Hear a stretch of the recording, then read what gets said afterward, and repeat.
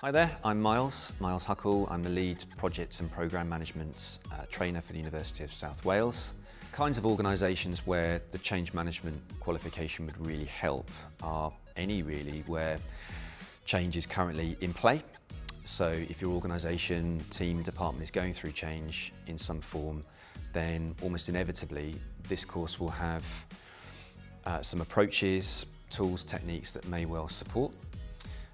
Or indeed if there are changes which are on the horizon that an organisation wants to properly prepare for, again the change management qualification would be able to support that. So one benefit of attending the change management course is that there's a real focus on behaviour. So having had the opportunity to put the spotlight on what happens to us when we experience change really does equip us, I think, to help best plan and prepare for changes within our teams, departments and across the wider organisation.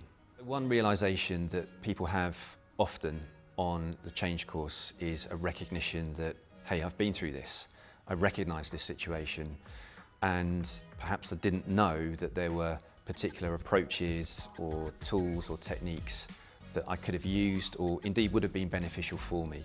So the change course I think really does help to enlighten around approaches to supporting people through organisational change. One organisation where the change course was very helpful was with an education organisation, and I ran a training programme with them for their change support teams. And so we had the opportunity to talk through approaches, tools, techniques, how to build empathy, establish relationships, build rapport, understand behaviours, consider resistance to change, and this array of different approaches seemed to really help that team in practice support live changes as they were taking place through that organisation.